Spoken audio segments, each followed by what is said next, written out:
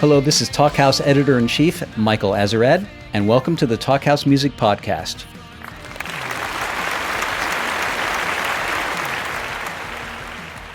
Transsexuals are the stormtroopers of the future. So says Genesis P-Orridge.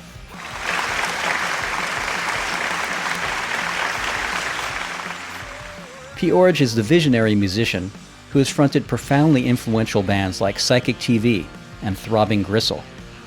While P-Orridge isn't a transsexual, they call themselves a pandrogyne, they do have a lot in common with the other half of this Talkhouse Music Podcast, Laura Jane Grace.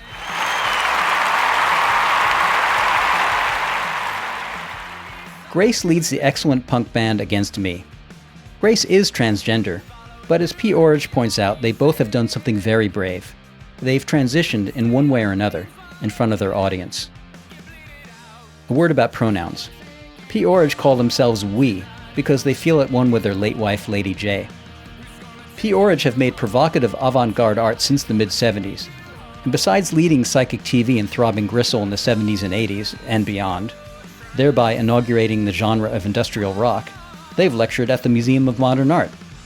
And the renowned Tate Modern Museum in London recently bought their archives. They are iconic. As Grace says here, someone like yourself is so important to me. Against Me's acclaimed 6th-studio album Transgender Dysphoria Blues was released in early 2014, a couple of years after Grace came out as transgender. The band has seemingly been touring ever since. P-Orridge and Grace found plenty to talk about. What it was like to transition in public, the mind-body duality, paranormal phenomena, the perennial bathroom problem, the perennial airport screening problem, courage, death, Caitlyn Jenner, a hilarious exchange about what to wear on stage, dealing with photographers who want you to show your boobs, and what P-Orridge calls a gradual shift in the way that gender and sexuality are perceived in our species. P-Orridge recorded their side of the conversation at their home on the Lower East Side in New York City. As they talked, they played with their dog, Musty Dagger. Grace spoke from a recording studio at an undisclosed location somewhere in the Midwest. This is one of the more fascinating and potentially visionary exchanges we've ever had on the Talkhouse Music Podcast. It's also one of the more risque, so if you're easily offended, maybe you'll want to check out one of our other podcasts. And away we go. So, you've been a busy girl. I have. I like it that way, though. Yeah. No complaints. Lots of traveling. So, where have you been traveling? What gigs have you been doing? Well, we just finished like a U.S. tour that was like maybe a month and a half long that ended in Seattle, and then I went to the coast in Seattle for a couple of days and hung out. But before that, we were in Australia, and I was in Japan for a second, and then we were in Europe for a second, and then I'm leaving again today later on to head back to Europe. So busy summer touring. It sounds awful. I don't do that anymore. We don't do that. We just do 3 or 4 gigs here and then stop for a month and then 3 or 4 there. Getting old. We used to do those 2-month tours. It's you go into a really strange place, don't you? A sort of a different zone, so that at the end of it you kind of go, maybe I could do another month. Yeah, I mean, time moves at a different pace when you're traveling like that, which is something oftentimes I have a hard time like conveying to friends. Just like the way I stay in contact and stuff, because months seem more like days in a weird way. Right. And I can like pick up, you have to pick up right back up in life where you left, which like paused a month ago or so whenever your tour started, and then tour world is such a different world. Yeah, I don't think many people understand what it's like, the touring world at all. They have no idea, because they just see one evening in one day and think it all looks all glamorous and it must be wonderful traveling, and you try and explain, well, we see the inside of the bus, we sleep on bunks if we're lucky, and we get to somewhere and look for food, scavenge something to eat, and then we do a sound check, and then we scavenge something to eat, and then we go on stage, then we have to pack everything away, and then we get back on the bus and lie in a bunk bed. And there's usually the same graffiti on every dressing room wall, that kind of thing. It gets to be totally. It's a very different time zone. I've always compared it to living in a submarine, But you have to, I try to like keep that in context though, that like people coming to the show, like this is their one night, like where they're like, oh, I've been looking forward to this show for however long, you know, bought my tickets in advance. And right. They don't realize that for you, you're doing it day after day, but you want to make it special for them because of that, you know? Right. Well, usually once you're on the stage, you light up. You get that adrenaline and you see the faces of the people, like you said, who want to be there. And the energy flows. That's the best bit, being on the stage, really. Well, that's the whole reason you're doing it. You mentioned your sleeping schedule when we first started talking or whatever. Like, is that something that you've always kind of kept, or something you gradually, evolved into those hours? We've always been really bad at sleeping. We even tried once back in the early 70s. We decided to see if sleep was overrated and there was a way to get more done in a day. And so we decided to just not sleep and do 2 days of work a day. And then we decided, why should it be always at the same pace? What about if we did it fast? So we would run on the spot while we were doing things and walk as fast as we could and so on. And after about 10 days, we collapsed and had a nervous breakdown. So the answer is you need sleep. But somewhere in between that and touring and being in different time zones, we've ended up with 4 hours, 5 hours being enough. Right. That's probably from touring for 40 years. Yeah, I've read a couple like random things that talk about like the sleeping patterns of artists or political leaders and stuff like that, and I'm always fascinated by it. And a lot of the presidents or like people like that, you know, will usually do like 4 or 5 hours, maybe even less sometimes. Yeah, it's doable. It's definitely doable. We try to force ourselves to relax by reading books. So we might go to bed at 3 in the morning, but we read for 3 hours or write in the diary or something like that. So right. At least the body's resting, even though the brain never stops. That's the problem. The brain won't stop. My feeling is that we've both been leaders or singers or the focal point of bands, and we've both transitioned in different ways in front of our audience. And in your interviews, you say that your audience basically took it in their stride, and so did ours, which most people are really surprised by. You know, we didn't even make an announcement.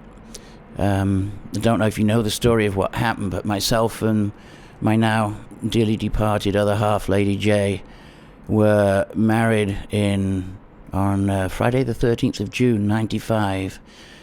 And during our time together, we got more and more fascinated with the evolution of the species and the problems of human behavior, and that basically binary systems are the critical problem. You know, the either or, the black, white, gay, straight, Christian, Muslim, you name it, whatever the other either ors are.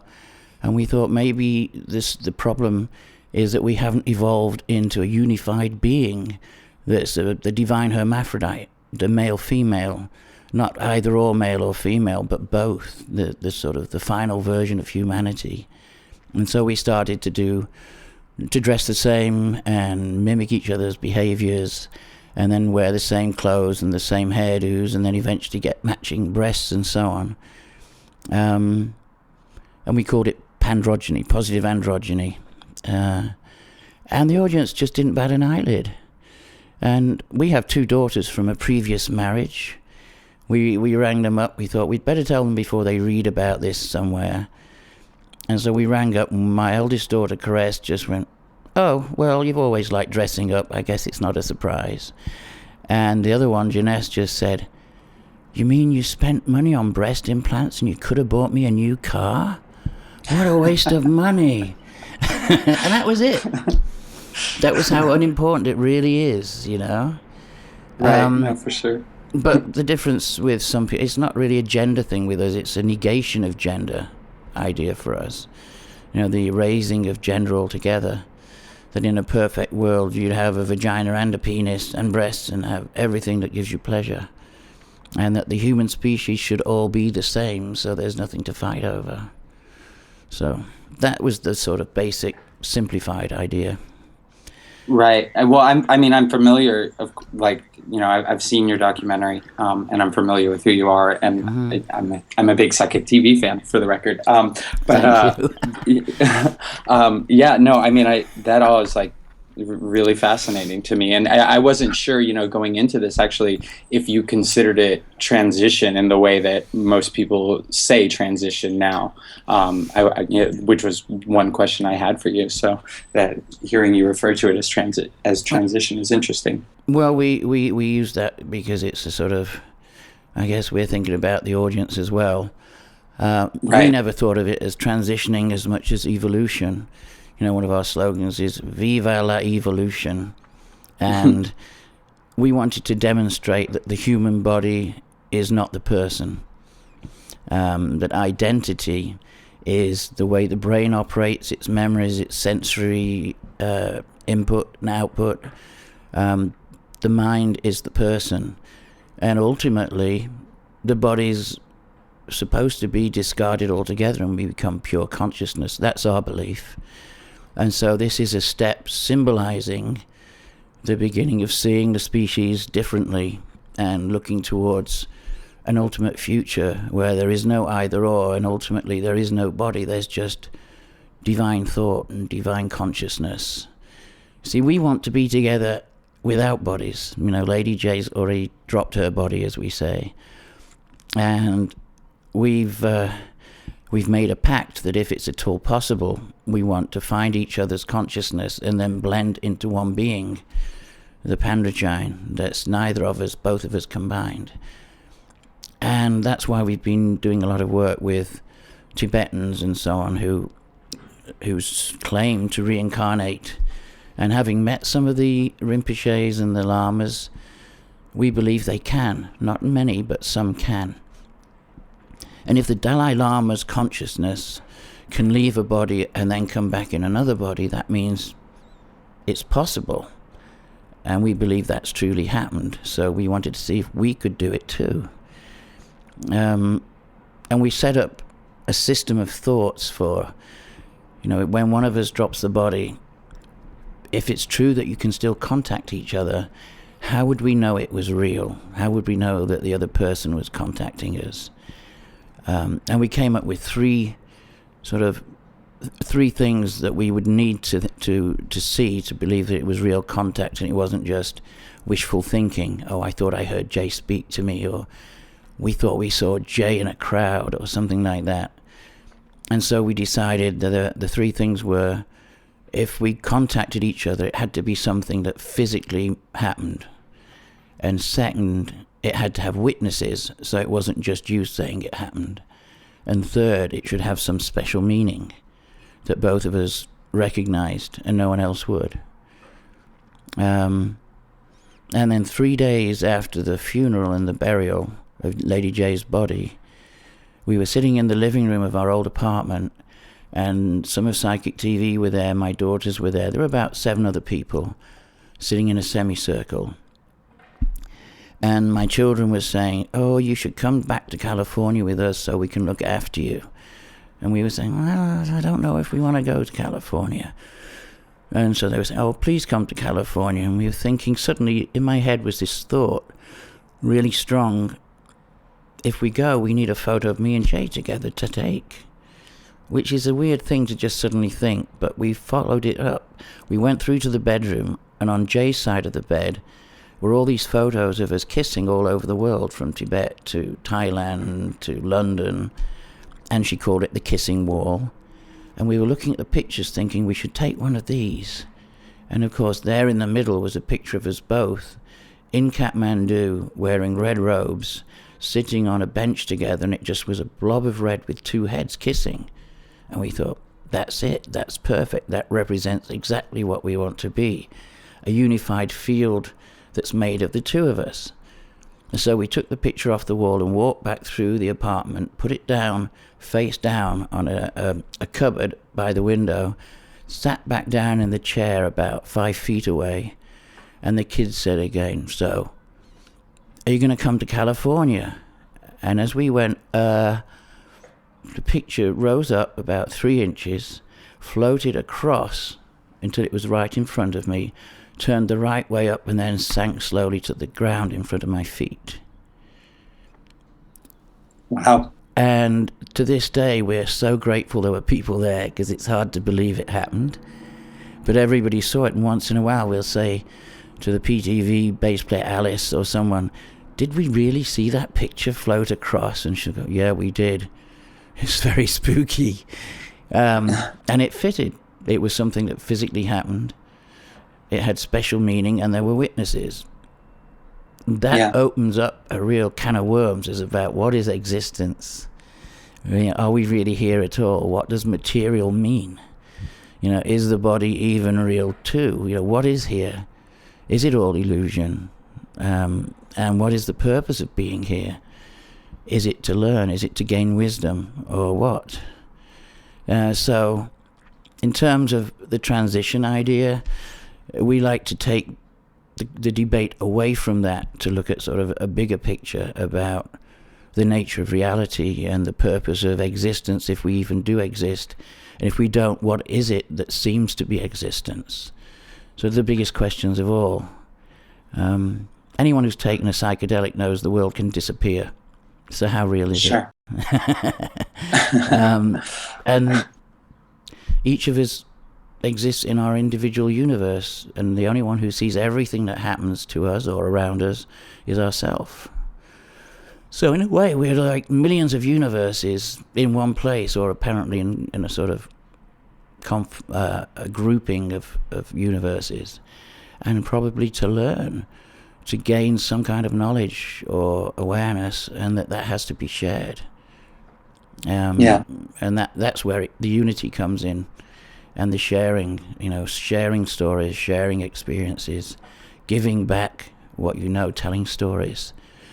And it meets all the other different variations of what we think is being exposed as the rumblings of evolution in the species, with all the different forms of physical adjustment, transitioning, all the different variations of what's possible with surgeries and genetics. All of those we think are rumblings that the species is at a crossroads where we either continue to regress back into the dark ages, as some would like us to do, dogmatic people would, or we actually move into a new area of taking control of the species and developing something that we call the humane species, and that focuses its energy on healing and wisdom and finding ways to experience all the universes and all the different possible galaxies infinitely and forever. Yeah. I think that's all beautiful, Thank you. That's all so beautiful. And yeah. I just suddenly thought how crazy I sound.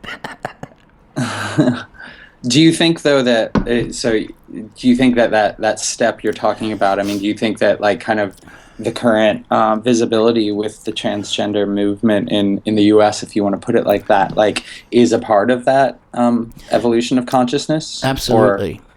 We were, Psychic TV were on one of those 6-week tours a while ago, a few years ago, and we'd been booked to play in Phoenix at this club. And halfway, a day before we got there, we started getting emails from the GBLT community in Phoenix saying, "Don't play at this club because they don't let transgendered people in anymore. And, you can't go and sing there because then you'll be betraying the community." So we just started communicating with these people by emails from the bus, and what are you talking about? And it turned out that at this club, which will remain nameless, but at this club, some cross-dressing trannies had been using the women's toilets, which, of course, as far as we're concerned, is totally natural and viable and should be the way. But somebody saw a transgendered woman standing and pissing into the toilet because the feet were the wrong way round, and complained to the management that it was outrageous that men were using the toilet. Now, personally, we do think that person, if they were a transvestite or a transsexual or whichever variation, They should know by now it's better for everybody if any biological type of person sits down on the toilet. You know, no men should be allowed to stand up ever.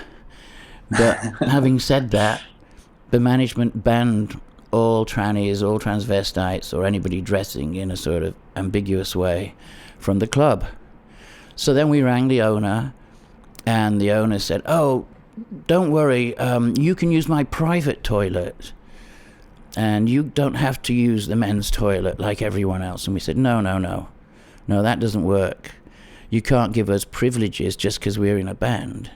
Either everybody uses the women's toilets who needs to or desires to or feels that's the right place, or we don't play.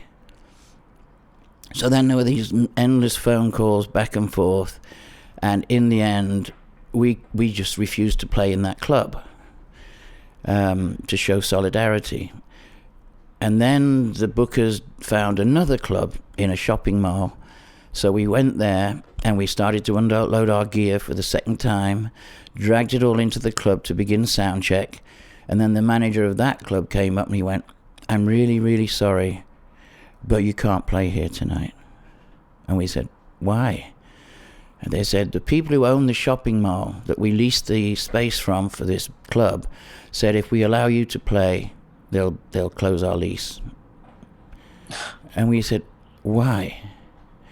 And he said, they're Christians and they don't believe that you should be allowed to be here and propagate your manifesto, etc. So then we couldn't play there.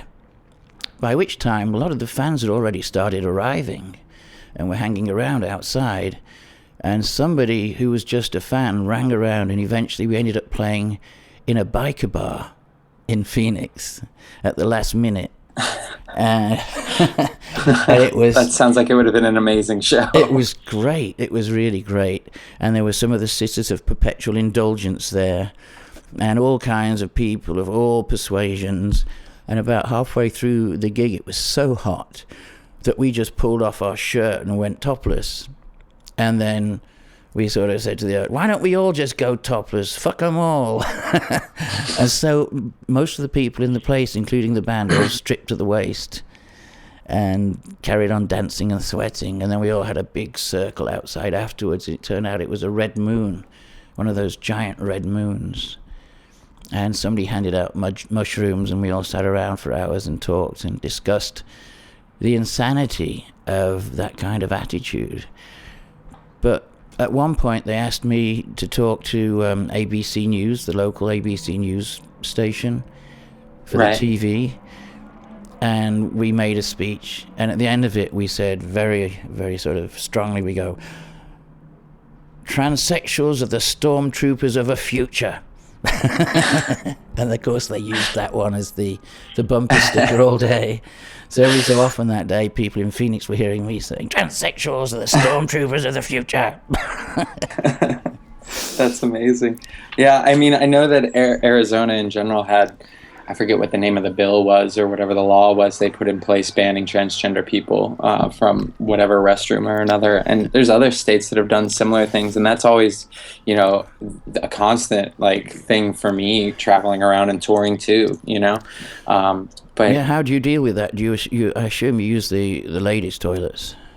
Yeah, but, you know, to be honest, like, I don't want to play a club unless there is the private bathroom, not just because I feel like no matter which restroom I use, that there would be attention on me. And I don't want a fan's interaction to be, I met them in the bathroom, you know, like, yeah. And I don't like the, that kind of attention just when I have to use the restroom. So how do they react when you meet one of the fans in the restroom? I mean, usually it's, you know, like, people will go for a handshake or something, and it's, you know, they haven't even washed their hands. Like, it's not the place that you want to meet somebody or take a picture, you know, or anything like that. But they don't sort of say, they don't make fun of where you are or say anything about which bathroom you're using, or... No, that's not the issue. It's more just that's the memory, that's the interaction of that we met in the toilet. You know, I don't want that. Right.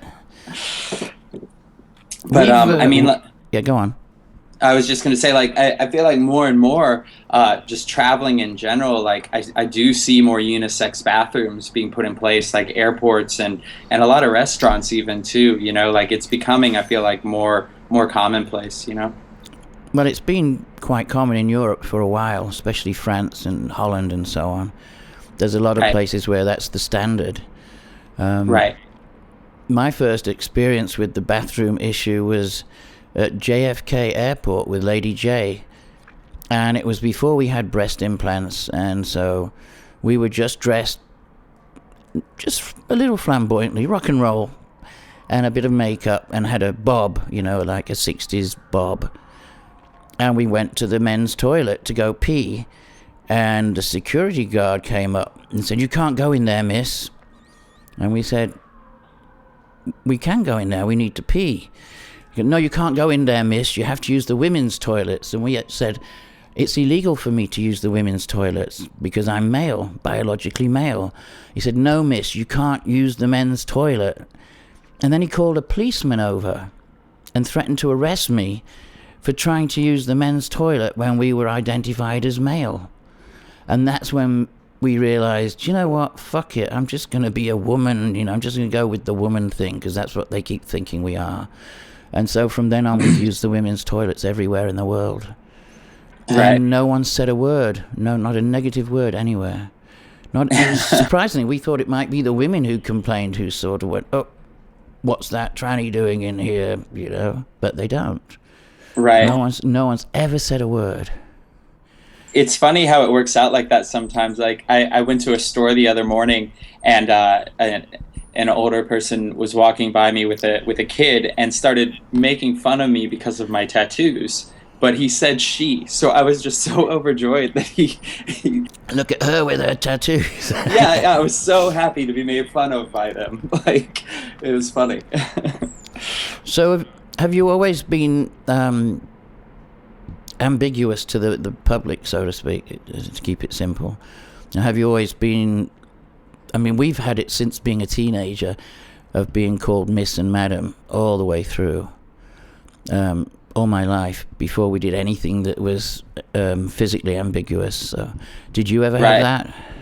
No, yeah, I mean, when I was a teenager, there was a period of time where I had long hair, and then yes, but like no, not for most of my 20s, you know, and really like that became something that was more and more constrictive as my band became more popular, and I kind of got forced like or suggested into those like archetypes of like the male lead singer, you know, and for photo shoots and videos and stuff like that, like I just became more and more lost with who I was in that context, and was having more and more trouble connecting with the audience because of it, you know. But I'm you know, I'm a really self-aware person too, and I feel like sometimes like I'm too hypercritical of like being aware of the way I look and how people probably perceive me, you know, and with traveling especially, you know, I'm often after the path of least resistance. I just want no hassle. I want to get through security. I want to get to where I'm going and get out of the airport, you know, and in a lot of those cases, you know, I just want to be invisible is more my goal. Ah, okay.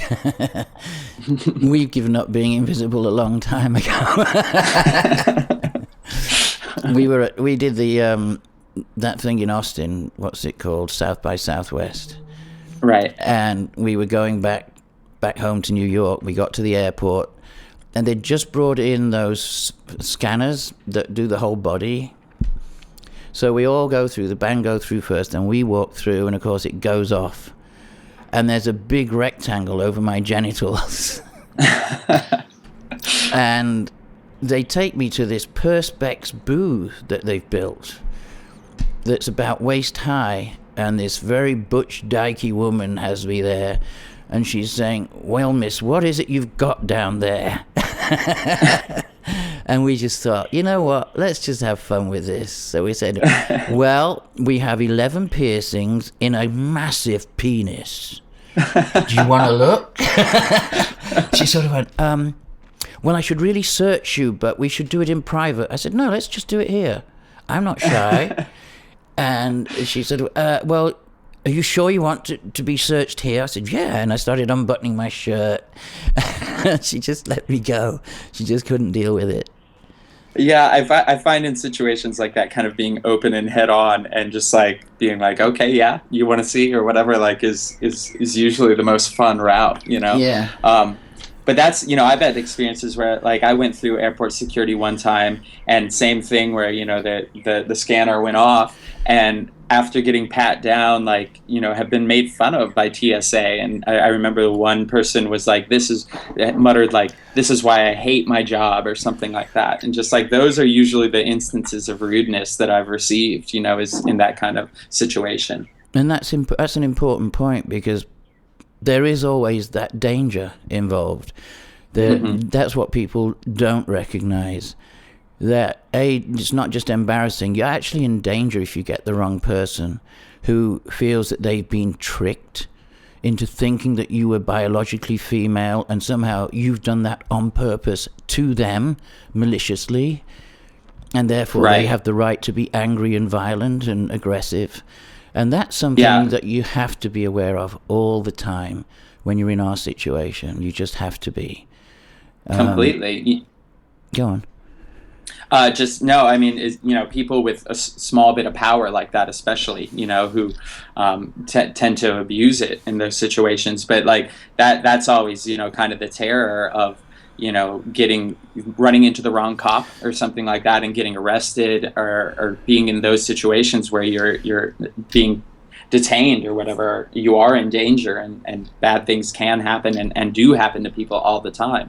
Exactly. And if you get arrested even on false charges or temporarily, you're also then at the mercy of other people in the male lockup, you know, who will then quite often you know, what are you? What are you? It's always, what are you?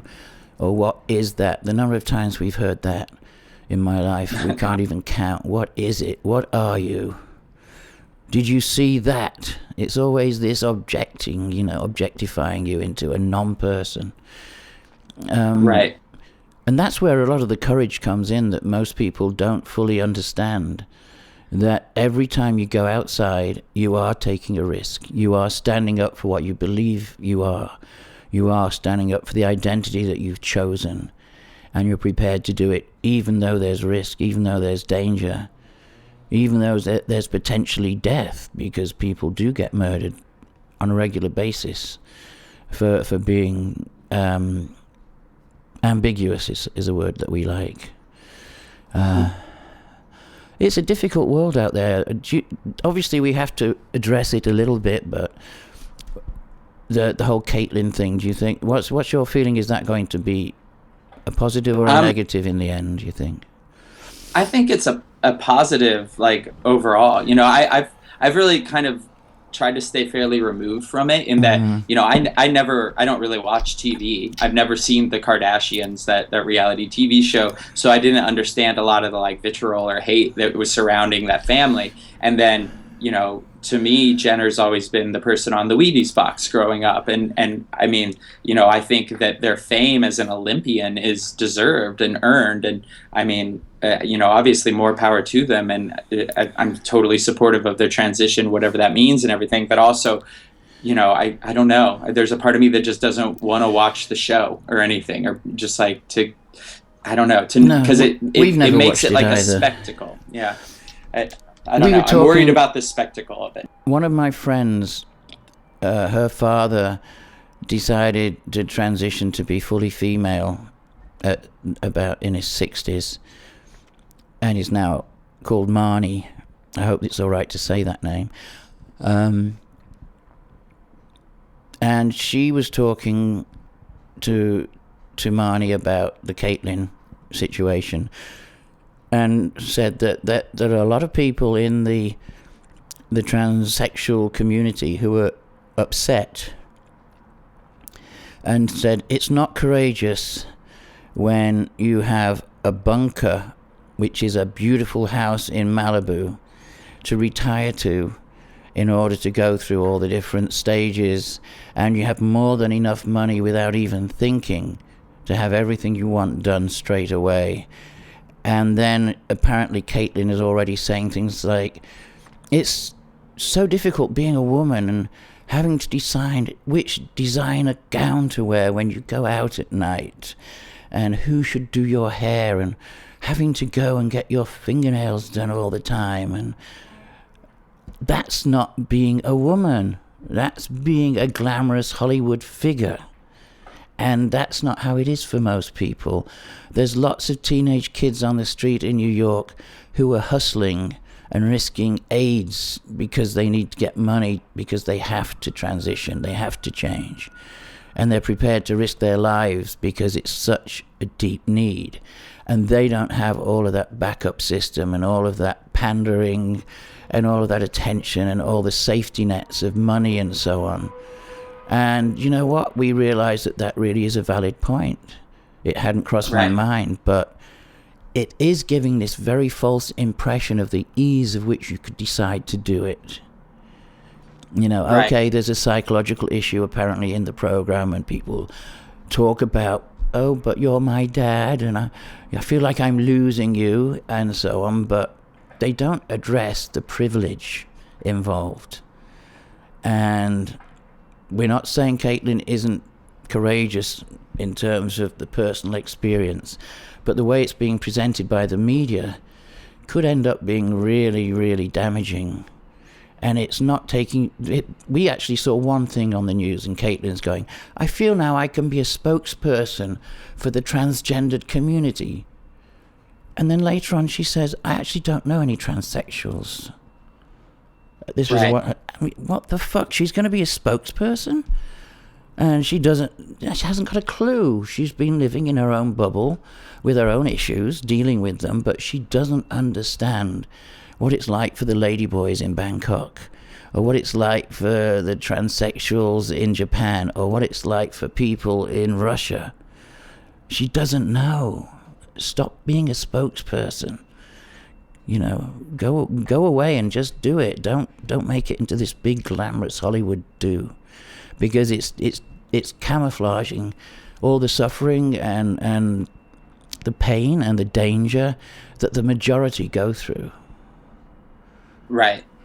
No, I definitely understand that viewpoint 100%, you know, and it's tough because, like, you know, on the one hand, she is in this position where, like, you know, she would be criticized to not almost be a representative for the transgender community because of her level of fame or whatever, and because of what she does. You know, she was already a reality TV star or whatever. But then on the other hand, yeah, there is that lacking of experience, and that it does, you know, gloss over. It doesn't, not even just gloss over, but it doesn't even showcase that, you know, of the struggles that most people face, and, like, you know, it shouldn't be representative of everybody's experience, but that doesn't mean that their experience isn't valid. But, you know, I think that with that, like, that, you know, as far as surgeries and stuff like that go with Caitlyn, like, that she did go through all those things, and I'm sure it was over an extended period of time that's just not represented in the way it's being portrayed in the media or whatever, or on the show, you know.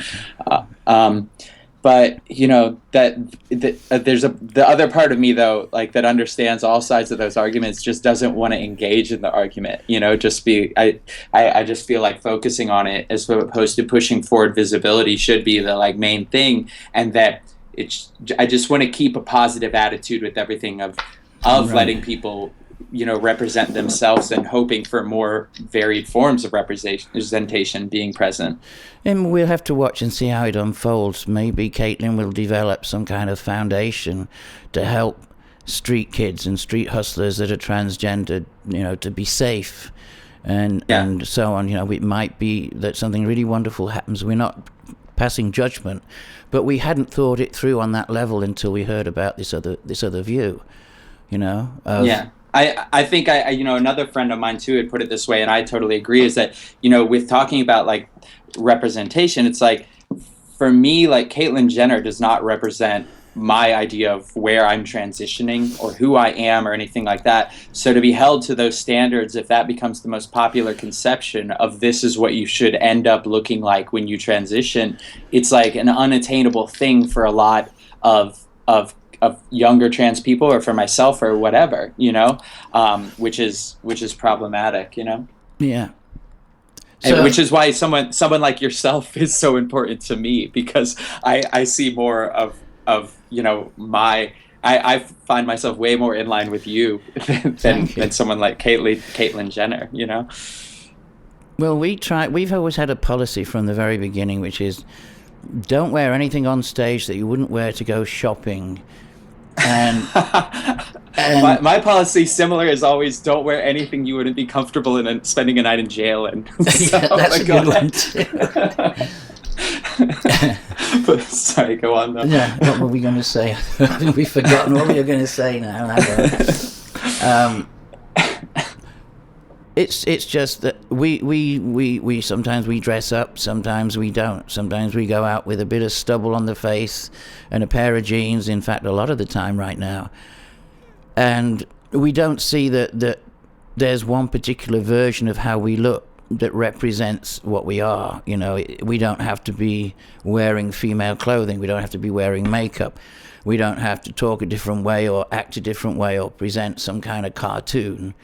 We carry on speaking the same way as we always have, acting the same way as we always have.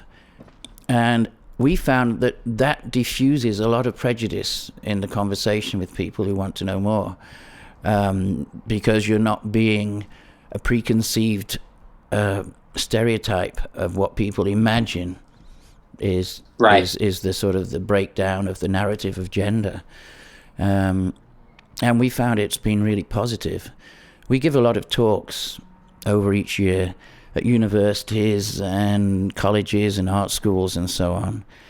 And we have noticed that there's a massive increase in curiosity, genuine curiosity, and a genuine thirst for more information, not just about gender, but about identity, about what we are as humane beings. And where we used to get 30 or 40 people, now we get 300, 400 people. And we talk for 2 hours or so. And then they ask very astute questions. And there's a really supportive atmosphere building up. And that's part of what we were talking about earlier, that there's an undercurrent in the culture. When we began industrial music, we saw it as an inevitable thing that was under the surface but bound to happen. And then with piercing and tattooing, with modern primitives, the same thing. And when we came to New York, we used to look in the Village Voice, myself and Jay, and we'd see all the sex ads in the back. And in 96, 97, it was basically biological women offering sexual services to heterosexual men. Now it's almost entirely lady boys, chicks with dicks, servicing heterosexual men. That is a massive shift in the zeitgeist, in the gestalt of the species here. That all those heterosexual men want to go with ambiguous women. And that's a huge shift in the psychology of the society and culture. Right, but there's still a lack of owning up to that. I mean, I have a friend who works in pornography, and they're trans, and they made the point that everyone looking at transgender pornography online is, heterosexual males. Oh, yeah. But those people are the ones who still have the most shame over it and trouble accepting that or being public about that when there is no reason for shame on it. Of course, but it still implies a shift. That's what we're saying, that beneath all of that is a gradual and definite shift in the way that gender and sexuality are perceived in our species, because it's happening worldwide. And we tend to think that that's one of the things Jay and myself looked at and thought, there's an undercurrent here of something really different happening. Have you ever seen our film, The Pandrogyne Manifesto? I have not, no. I've only seen the ballad. Okay, you can get it. You can see it on YouTube. But we talk about the differences between what pandrogyny is and what gender politics can be, in that we say, and this is in no way negative about anybody's stance, but we say some people think they're a man trapped in a woman's body. Some people feel they're a woman trapped in a man's body. the pandrogyne just feels trapped in a body. And so we see the body as just raw material, and therefore it's ours to play with. It's ours to change, to rebuild, to decorate, to mutate. And ultimately, we visualize a world where you decide, you know what, I would really like to have green fur. And you can have green fur. Or we'd really like to have horns. And we'd really like gills so we can live under the sea and so on. That in the end, the body is not the person. The body is not the thing. It's the mind that matters.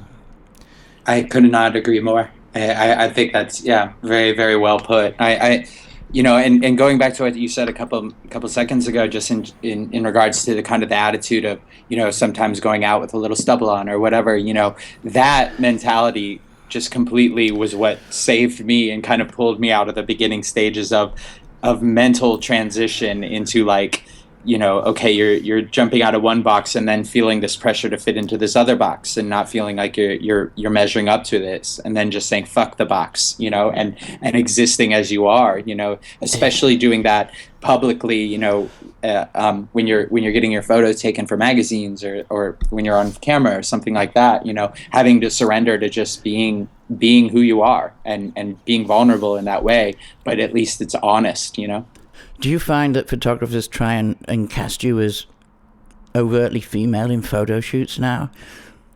That they kind of they see it not maybe more as a novelty, like, can you just show a bit more cleavage, or could you just pull your skirt up, or could you wear something more feminine? I don't know. Just curious. Right. Well, that's a pressure I have felt for sure. Specifically just like wear something more feminine or whatever, and. I hate feeling like that, and usually in those situations, or like going to over the past like couple of years, I've had to do a couple of things where it's like opening events and going to that where people are really dressing up. But in those situations, it's my natural instinct to do the exact opposite and to rebel against that, and that if there's an expectation put on me on how I should look or how I should present, then I'm going to do the exact opposite of that expectation. Hallelujah. Sometimes. Fuck them all. Exactly. Yeah. But it's helped me to survive and stay sane and to stay grounded in that way, of being who you are, without any pretense in that way. Yeah. We've had it, not so much now, but for a long time, the most common thing people would try and push onto me was, can you show us your breasts? Can you be topless? Constantly, they wanted to see the breasts, and sometimes we did it a couple of times, and we just thought, fuck off. No. We've done them in our own photos. We did a picture with an AK-47, and a top was in a mini skirt, but that was deliberately to sort of say, the wild girls are here. Fuck off. Right. Shut up, or we'll shoot you. It's no, difficult. but a lot of those. Sorry, go on. Yeah, you go on. I was just going to say a lot of those situations, though, is specifically I found that, with journalists or photographers, most of the time it is a heterosexual male who's the journalist or who's the photographer who is trying to understand where you're coming from, in their way or whatever. But then essentially like your interview is turning into like almost a therapy session for them. And it's like missing the point of talking to the broader audience that's reading or listening to it or whatever. Yeah, they tend to have cartoon images, a lot of them, and not do a lot of research. We found it's rare now to get journalists who have done their research. Right. And actually get down to something that has some meat on it. They'll just go round and round with the press release that they read that was from 6 years ago or something like that.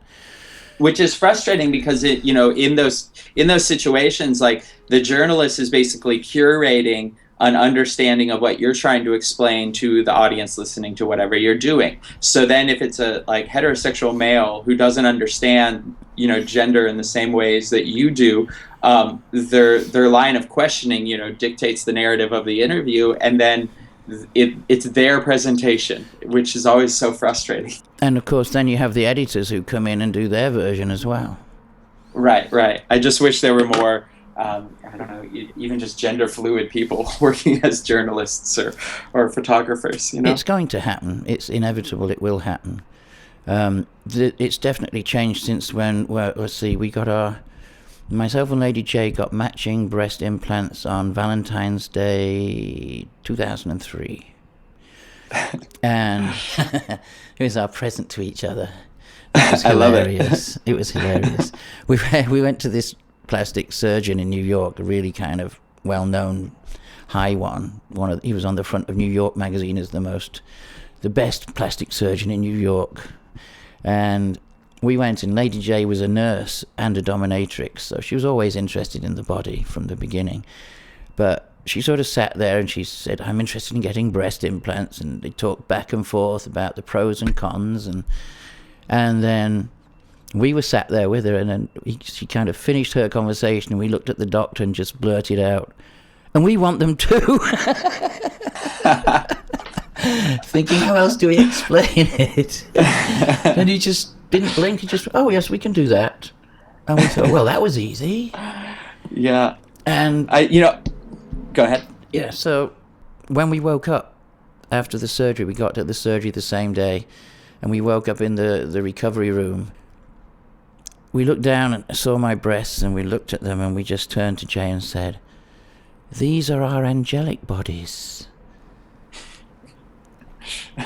And we suddenly realized that it felt like being angelic, having separated oneself from the tyranny of the body deciding how you look, what you are, how you're perceived and so on.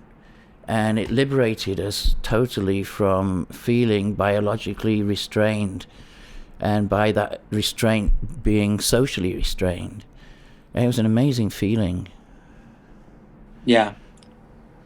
That's something that I feel like oftentimes I'm disappointed isn't understood in, I guess, the tattoo and piercing community, and specifically like a lot of times in punk rock, I guess.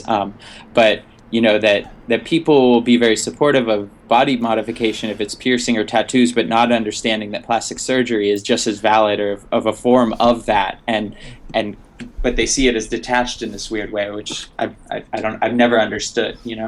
It's because it's seen as gender again. It's seen as sexuality. Mm-hmm. I mean, there's just so many contradictions in this culture. Facebook have just taken my page down because why? Somebody added a photograph to my page in my timeline of me several years ago wearing silk, but you could see my nipples. We didn't even know it was on the Facebook page, and they've taken it down. And they also said, we're not going to put it back up until you prove that what your real name is. But it is my real name. And everybody on there is using fake names, so why are they stopping me? Is it what we put in as content? Because we obviously always put in anything that's pro-GBLT, anything that's to do with liberation, anything that's to do with injustice, we always put that up. And often comment on it. So is that the real reason? Then my friend Hannah Haddix, and that's her real name, had her page taken down because they said that it wasn't her name. She had to send them the picture of her driving license, and they wanted me to do that. And we said, no, how do we know who's going to get hold of that information? And then you get some people who love what you do, and you get some people, we've got a hate Gen page on the web. Survivors of Genesis P-Orridge page, where all they do is say that they hate me.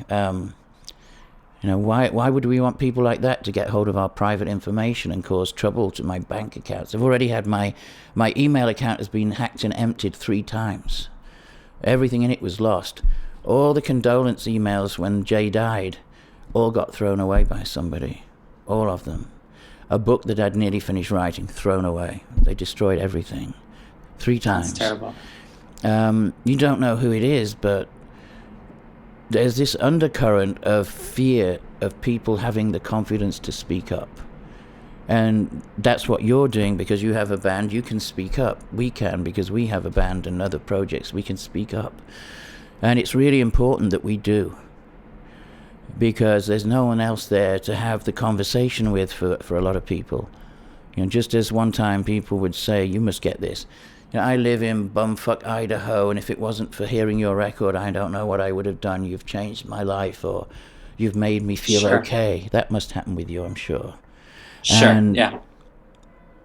There are people out there who want to close that down, who want to isolate everyone. And it's really important for people like us to keep speaking, no matter what. Because otherwise, there's always someone out there who thinks it's clever to shut you up, you know? I agree completely. I mean, what do you think about this Facebook thing? You know, there's no nipples on Facebook, but they're all over the TV. They have programs where people are naked and pretending to fuck, and they might as well be because it's so realistic. But you can't put your own nipple on Facebook. Oh, it's absurd. I mean, totally absurd. And then my nipples are actually biologically male. Well, that's like that's the conundrum or whatever, is that, you know, you'd be flagged for posting a picture of it, or if you went into public and exposed your breasts, then you would be arrested, but then you'd be thrown into a male lockup, like, which, you know. Yeah, exactly. Well, even insane. just that my nipples, if we didn't have the breast implants, would not be obscene. They'd be male nipples. But because there's a breast behind them, now they're not male nipples, they're obscene nipples. It's insanity. And then you go on the beach and it's okay to expose your nipples and sunbathe and wear a thong. So what the hell is, you know, where is this line that's drawn and who's drawing it? And then you go to another country and it's totally different. You can't show anything except your eyes. Right. And then you go somewhere else and it's another rule. So it's all arbitrary. Every social norm is completely arbitrary. No matter whether it's about the ways to dress, the ways to relate to other beings, whether, you know, sexuality, coupling, whatever it is, it's totally arbitrary. And people need to get that into their thick skulls, that the body is not the person, the body is an expression of the person, if they choose to have control over it, which we should, all of us. And we have an absolute right to make our body however we want it to be. But that's not us. That's just another expression of what we think and how we relate to the physical environment. People really have to start thinking more and analyzing a little bit more and concentrating a little bit more about what the implications are, who's responsible for this particular value, and why is it there, and who does it suit. Burroughs used to say to me, when you want to know what's happening, Genesis, look for the person with a vested interest. And that's what's happening. And he's so right. Right. So who has the vested interest in playing games with rights and the way we all choose to live? You know, who has that right? No one. Except people who want to control you. So who are they? Once you start thinking like that, sort of analyzing it, so who wants to control me? And what right do they have to tell me how I wear, what I look like, who I speak to, who I sleep with, who I don't speak to? Who are these people? What is it they really want? And the only thing they can want is control. That's the only thing they could possibly want that makes any sense. But why would they want control over other people? Why? What purpose would it serve? And that means they've got something wrong with them, because it doesn't serve any real purpose. It's a sickness. Right. But it's always been there, unfortunately. It has, and we have to get it broken down as fast as we can. Yeah. Because there is a crisis going on. And it's definitely a crisis of perception. Yeah. Which is why we're the stormtroopers of the future. I love that. This is the world now. Move a fin and the world turns.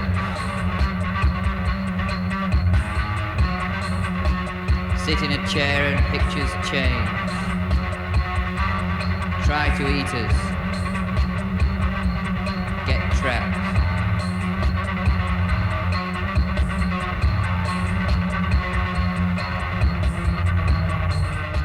Or injured. What I'd like the conversation to be about is what we're talking about here, you know, and in talking about it in an evolution of conscious way, you know, as opposed to just being fixated on the classic ways in which gender transition is sensationalized or really reduced to just expressions of gender and fitting into other boxes in that way, and it being misinterpreted as in those ways. That's why it's great having this conversation and hearing these things, because these are things I think about, but it's I get that it's hard sometimes in the context of an interview with a journalist to get into it that deeply. Is it my turn now? Yeah, your turn. My turn. Gosh. Well, it's pretty obvious, again, from this conversation, what would we like to talk about? We've been thinking a lot about DNA, DNA is what supposedly dictates the way each person's body ends up looking. And we absolutely despise that idea. We think that we should, as a species, be taking control of DNA and finally understanding that we all have the right to create any fantasy body we prefer, whether it's scales or whatever. Just to start talking about what is a human species, and then of course the next one is what is a humane species. And we think about it this way, that if you look at something like an amoeba or some other primitive organism, if something hurts it, damages it, it's wounded, or something's wrong with its function, it will immediately apply all of its resources to healing and fixing whatever's wrong. If you look at the humane species as one huge organism, and we're all the cells, the parts of it, and we start as a species, whenever something is wrong, wherever something is hurt, whether it's a war or a famine or a disaster, as a species, we apply all the resources that we have at the time to fixing that and healing that. Then we'll be changed forever as a species. We will then always deal with healing and improving the situation for everyone. We'd like the species to focus like the Tibetans do on the mind and on potential of consciousness, so that we can start looking at other dimensions and traveling through space and time and reaching out into this universe and finding out more about what else is going on and how many universes there really are and what the people or beings are in them and so on. Just as Lady J used to say, I want to be everyone that's ever been. I want to be everyone and every experience and go everywhere and do everything. That's what we'd like to talk about.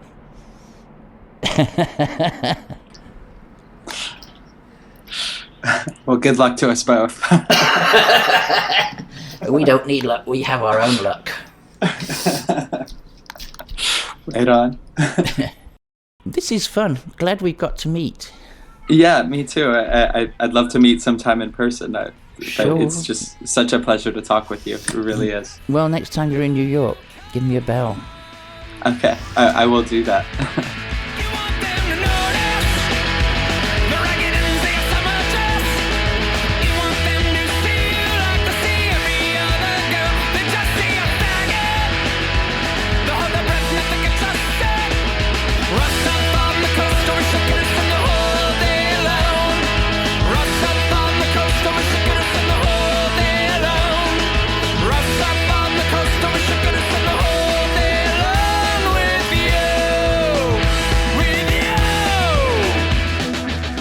This is Michael Azared, Editor-in-Chief of the Talkhouse, and thanks for listening to the Talkhouse Music Podcast. Thanks to our producer-engineer, Elia Einhorn. For more Talkhouse Music podcasts, and for lots of great writing about music by some excellent musicians, visit thetalkhouse.com/music.